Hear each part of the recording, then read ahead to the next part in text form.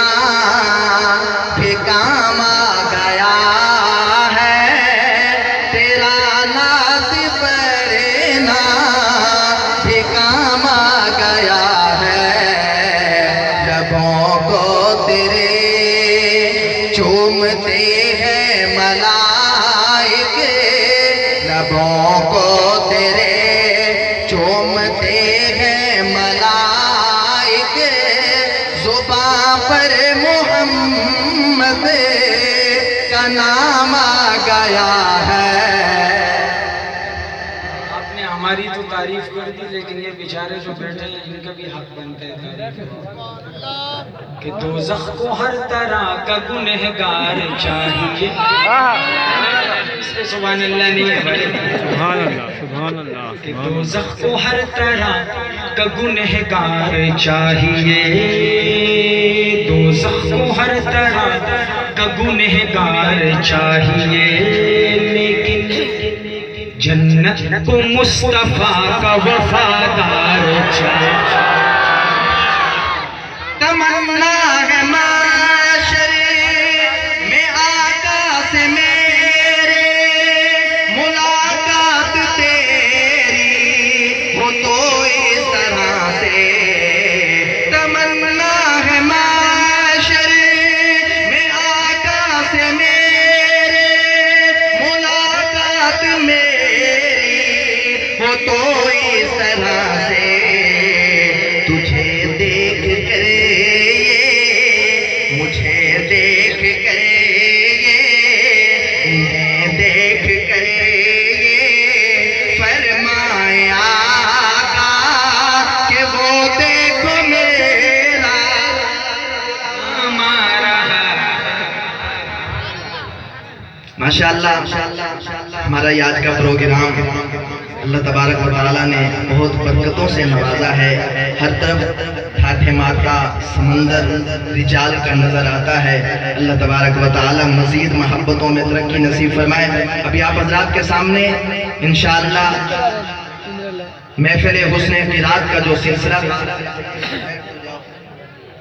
وہ انشاءاللہ آپ کے سامنے شروع ہونے جا رہا ہے، تو میں سرزمین بہاولپور کے ایک ہمارے مہمان جن کی آواز، ان کا انداز ایسا ہے کہ وہ کسی تعارف کے محتاج نہیں، میری مراد تشریف لاتے ہیں مائک پر تلاوت کلام پاک پیش کرنے کے لیے، اور ہمارے اس اجلاس کو مزید بابرکت اللہ کے کلام سے بنانے کے لیے تشریف لاتے ہیں استاذ القرہ، نجم القرہ، شیخ القرہ جناب محترم قاری سعید احمد صاحب نعمانی بہاولپور سے تشریف لائے۔ اللہ تبارک و تعالیٰ ان کی آواز میں مزید برکت نصیب فرمائے۔ اب میں مائک پیش کرتا ہوں کہ وہ اپنی حاضری پوری کریں اور اس پروگرام کو بابرکت بنائیں۔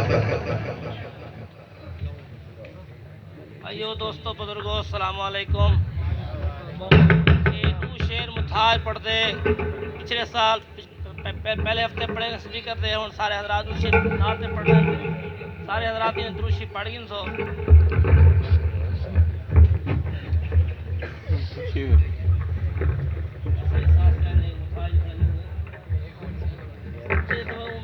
حالیت بھی حالیت دا پروگرام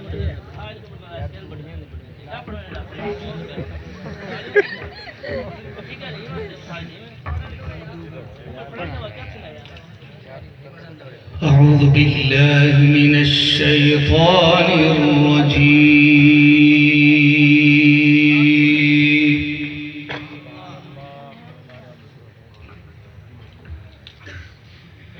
بسم اللہ الرحمن الرحیم،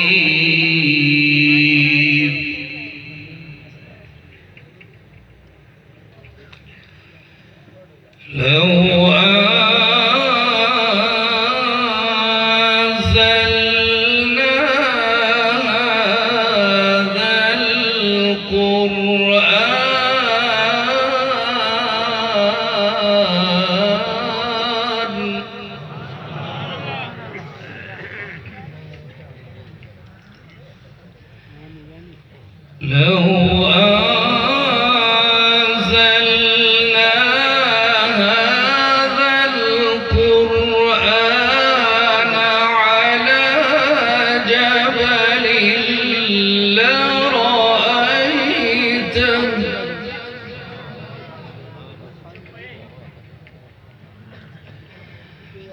على جبل لرأيته خاشعا متصدعا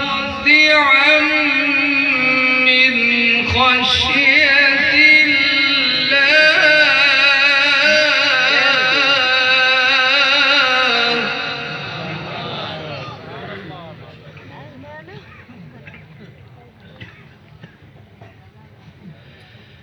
وتلك الأمثال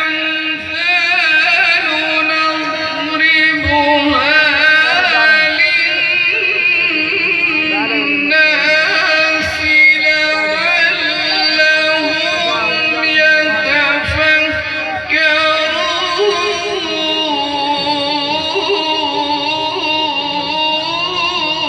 يتفكرون. سبحان الله.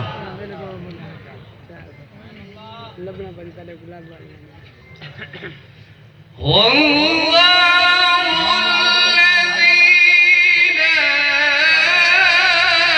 إله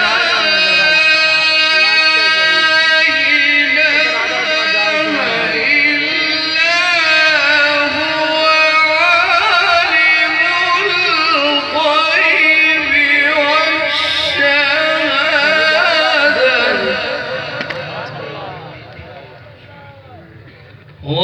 والرحمن الرحيم.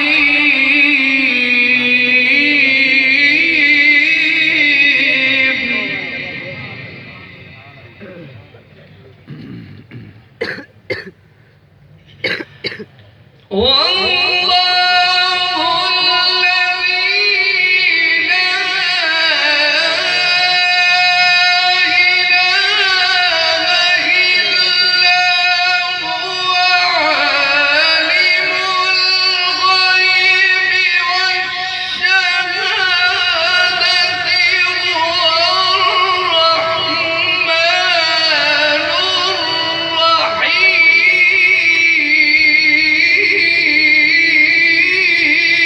الرحيم. سبحان الله. والله الذي لا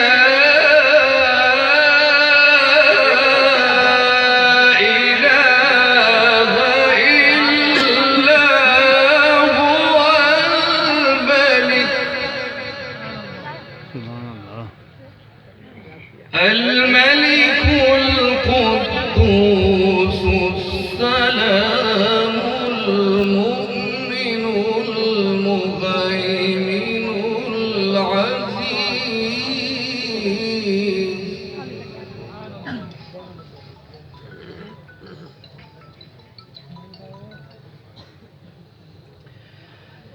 الملك القدوس السلام المؤمن المهيمن العزيز الجبار المتكبر سبحان الله عما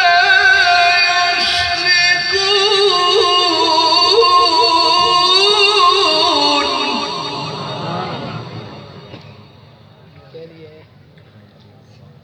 والله الخالق البارئ المصور له الأسماء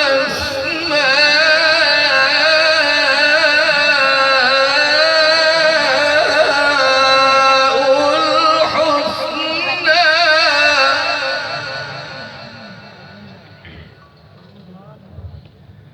يسبح له ما في السماوات والأرض وهو العزيز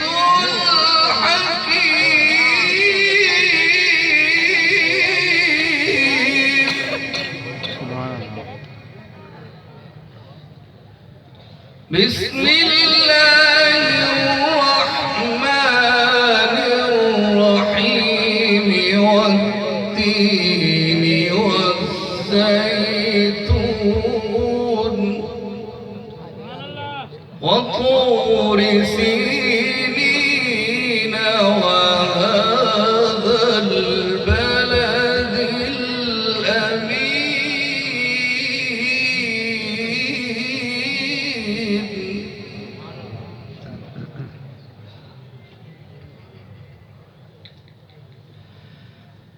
والتين والزيتون وطور سينين وهذا البلد الأمين لقد خلقنا الإنسان في أحسن تقويم سبحان الله.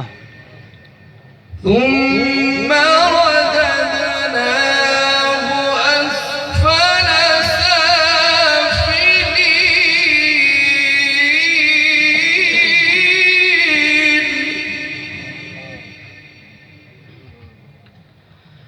إلا الذين آمنوا وعملوا الصالحات فلهم أجر غير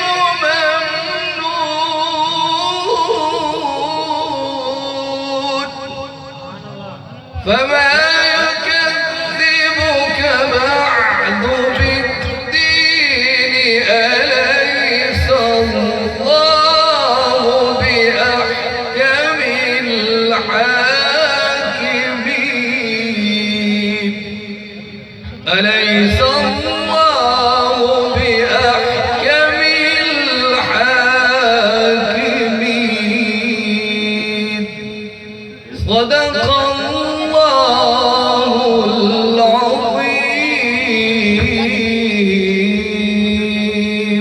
جزاک اللہ.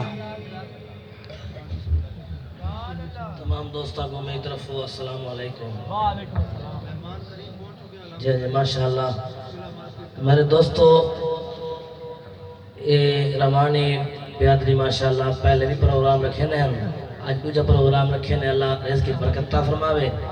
میرے دوستو اکھ تے جہان ہے اکھ نہیں دا کچھ گیا نہیں اکھی کل متھا جاندے آل رسول دی ہاں مسے کوڑے ٹھیکے تھوڑے کھا کے آیا تو میں دو شیر پڑھ لیں دل نہ سو سو دل کھول لے کہ مت کرے سو اللہ تعالی رزق کی برکت دے ترشی پڑھ کے سو. شہر مدینہ ہووے روزے دی چھاں ہووے دلڑی میری اہدی سوہنے دا نام ہووے. شہر مدینہ ہووے روزے دی چھاں ہووے دلڑی میری اہدی سوہنے دا نام ہووے. باب السلام ہووے مواجہ شریف ہووے اکھیاں دے سامنے سوہنا صدیق ہووے. باب السلام ہووے مواجہ شریف ہووے اکھیاں دے سامنے سوہنا صدیق ہووے. جنت البقیع وچے قبر دی تھاں ہوئے شہر مدینہ ہوئے روزے دی چھاں ہوئے عمر وچ عمر ہوئے دل وچ علی ہوئے جڈا ساڈی چند نکلے سامنے نبی. عمر وچ عمر ہوئے دل وچ علی ہوئے جڈا ساڈی چند نکلے سامنے نبی ہوئے. روزے دی چھاں تلے ساڈی گزران ہوئے شہر مدینہ ہوئے روزے دی چھاں ہوئے. مدینے دی اذان ہوئے مدینے دی اذان ہوئے سامنے عثمان ہوئے میری زبان اتے اکھیاں دے سامنے حضرت حسان ہوئے شہر مدینہ ہوئے اللہ پاک تمام حضرت کے برکت دے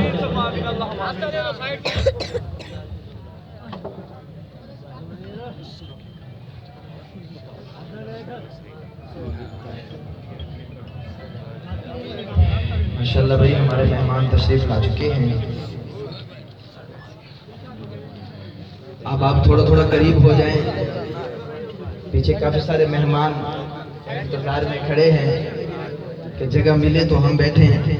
تھوڑی تھوڑی قربانی دیں انشاءاللہ.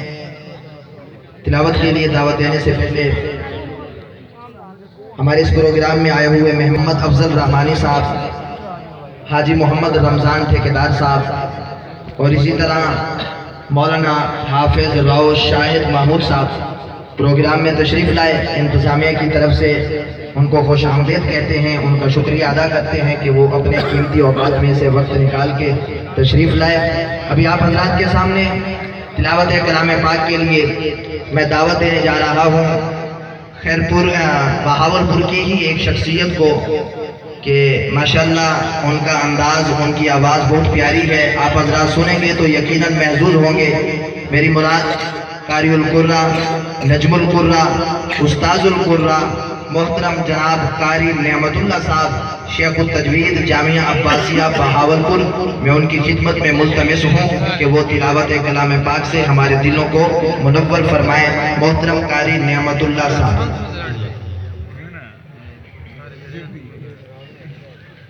اصل تو تلاوت مہمانوں کی ہوگی جی، جو حضرات مصر سے تشریف لائے ہیں. مختصر تلاوت آپ حضرات کے سامنے. ہم بھی آپ کے مہمان ہیں اور امید ہے آپ محبت فرمائیں گے. اعوذ باللہ من الشیطان الرجیم.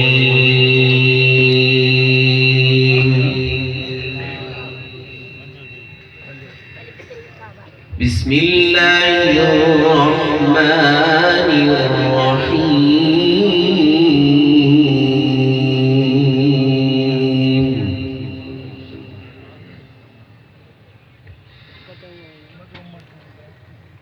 أولم ير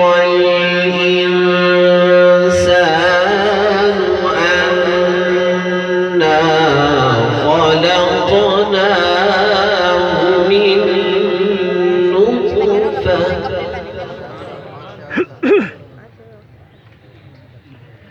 فإذا هو خصيم مبين.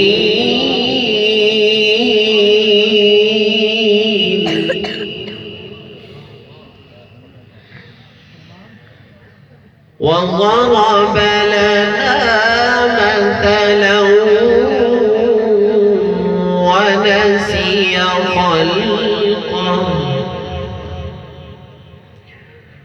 قال من يحيي العظام وهي رميم.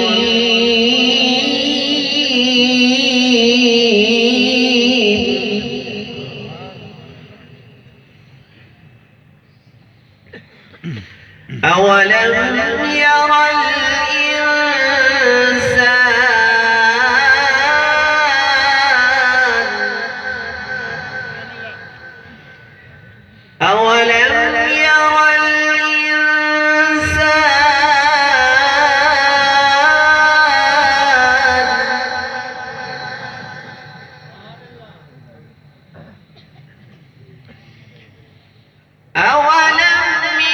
الإنسان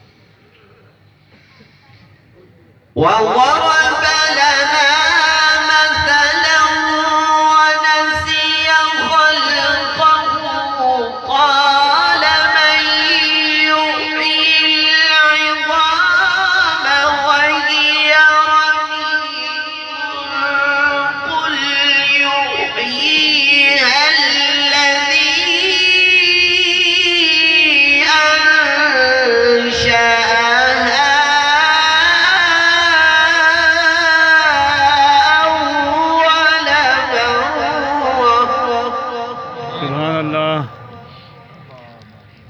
وهو بكل خلق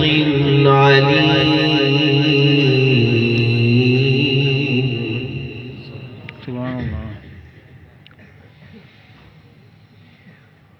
الذي جعل لكم من الشجر الأخضر نارا فإذا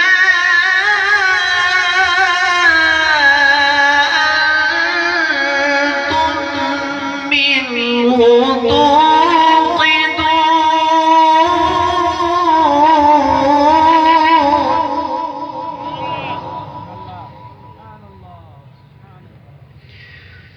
أوليس الذي خلق السماوات والأرض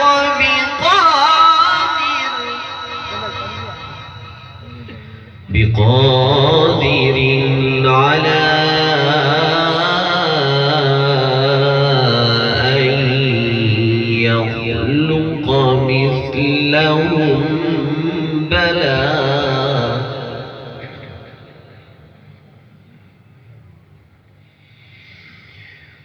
أوليس الذي خلق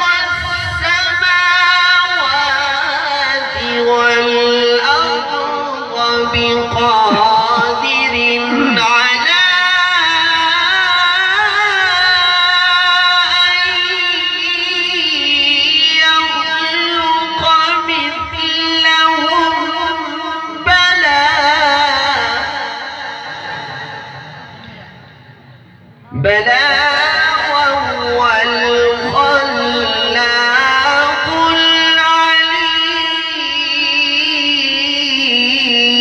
العليم सुभान अल्लाह إنما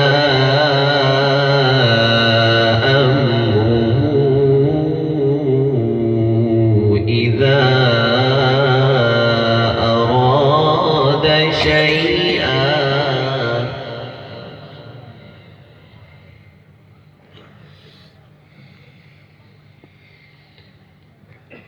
إنما أمره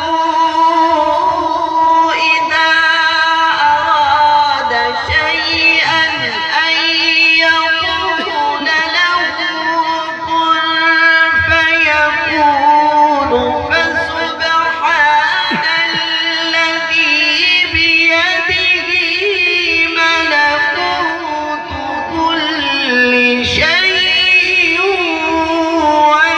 وإليه ترجعون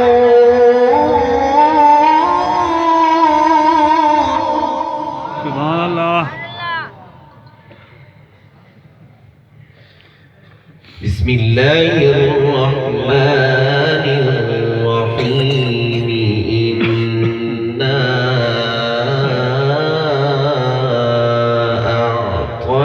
أعطيناك الكوثر सुभान अल्लाह فصل لربك وانحر إن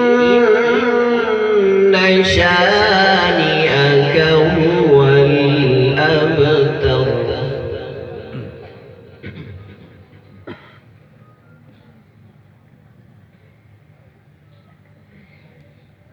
إنا أعطيناك الكوثر فصل لربك وانحر إن شانئك هو الأبتر بسم الله الرحمن الرحيم قل هو الله أحد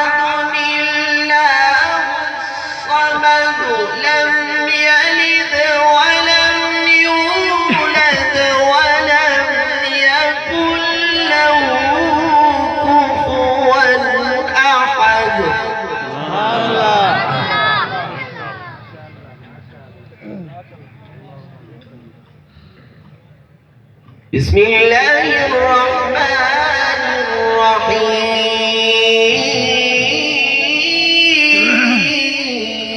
الرحيم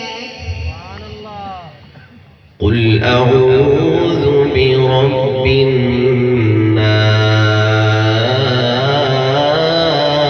الناس ملك الناس إله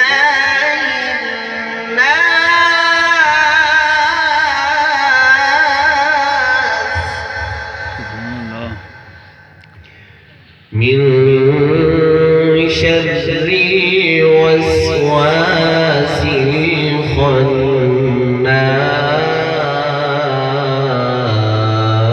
الخناس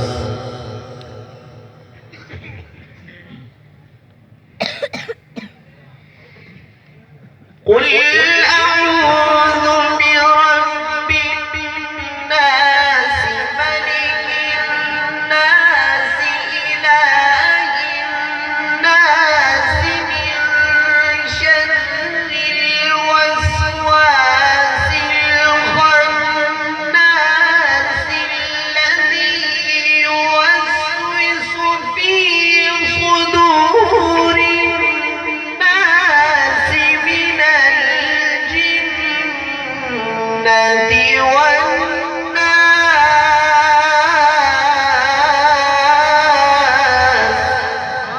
سبحان الله جزاك الله الذي يوسوس في صدور الناس من الجنة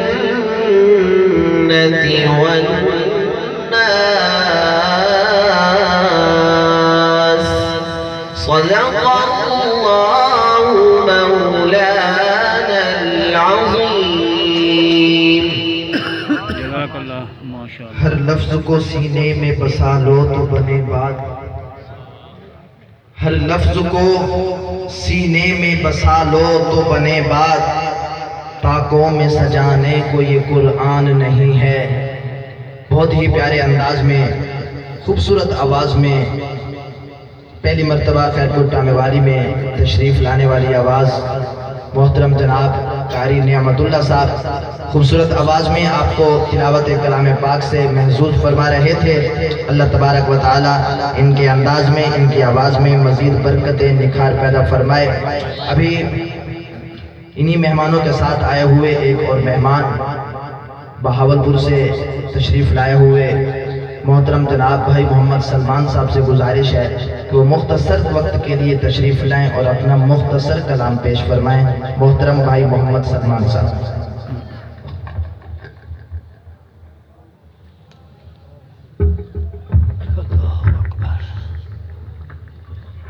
السلام علیکم ورحمۃ اللہ وبرکاتہ میں شکر ادا کرتا ہوں اپنے استاد محترم جناب قاری محمد معاذ صاحب کا کہ انہوں نے ہمیں اس خوبصورت محفل کا حصہ بنایا دعا ہے رب صاحب محمد ہم سب کی حاضری قبول و منظور فرمائے میں مختصر سا وقت دوں گا زیادہ ٹائم نہیں لوں گا کیونکہ اسٹیج پر مہمان خصوصی آ چکے ہیں درود پاک کو آواز سے بلاتا ہوں اللهم صل على سيدنا صاحب قرآن آپ ہیں حضور میری جان آپ ہیں آپ سبحان اللہ کہیں میرے اتنا ٹائم نہیں ہے صاحب قرآن آپ ہیں حضور میری جان آپ ہیں صاحب قرآن آپ ہیں حضور میری جان آپ ہیں میں عام صاحب نام صاحب جو میں عام صاحب نام صاحب جو میری تو پہچان آپ ہیں حضور میری جان آپ جن کی ہے میرے ساتھ مل کر پڑے گا صاحب قرآن آپ ہیں حضور میری جان آپ ہیں کرے جو گمراہوں کی راہبری کرے جو گمراہوں کی راہبری، وہ شمع شبستان آپ ہیں، حضور میری جان آپ ہیں، صاحب قرآن آپ ہیں،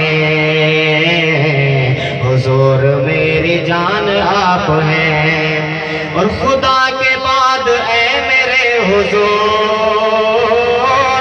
خدا کے بعد اے میرے حضور، دلوں کے حکمران آپ ہیں، حضور میری جان آپ ہیں، صاحب قرآن آپ ہیں، حضور میری جان آپ ہیں۔ بلند آواز سے کہتے سبحان اللہ۔ ستانے والوں کو دعائیں دی،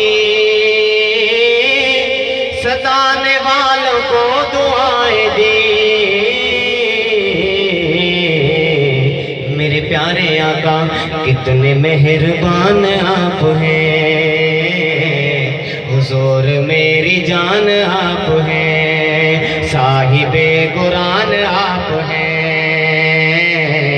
حضور میری جان آپ ہیں۔ اور میں ارشد ایک بندہ فقیر، جو فقیر بن کر بڑے، اتنا بڑا مجمع ہے سبحان اللہ کچھ بھی نہیں۔ میں ارشد ایک بندہ فقیر، میں ارشد ایک بندہ فقیر، میں ارشد ایک بندہ فقیر،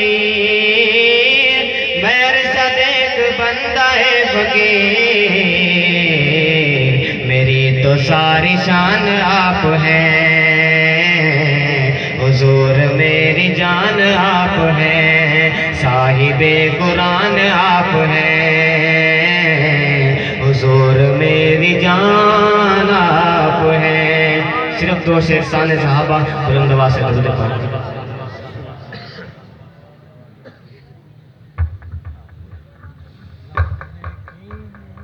ماشاءاللہ بہت ہی پیارے انداز میں نعت رسول مقبول پیش کر رہے تھے محترم جناب بھائی محمد سلمان صاحب۔ اللہ تبارک و تعالیٰ ان کی آواز میں انداز میں برکتیں عطا فرمائے۔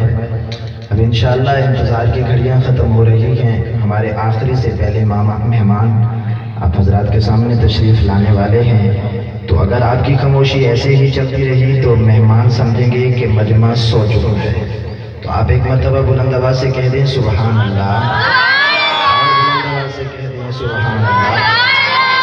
تو ماشاءاللہ ہمارے جو آخری سے پہلے مہمان ہیں ان کا تعارف آپ حضرات اشتہارات میں دیکھ چکے ہیں، وہ ہمارے پاکستان کا نام روشن کر رہے ہیں، پاکستان کے ہیں، اس وقت وہ مصر میں پڑھ رہے ہیں، جامعۃ الازہر مصر کے وہ طالب علم ہیں، متعلم ہیں۔ تو اس وقت جو ان کی تشریف آوری ہوئی ہے وہ مصر سے ہی ہوئی ہے، اس لیے ہمارے لیے ان کی عزت و اکرام دوہری کرنی چاہیے، کیوں کہ وہ مصر سے بھی ہمارے مہمان ہیں، پاکستان سے بھی ہمارے مہمان ہیں۔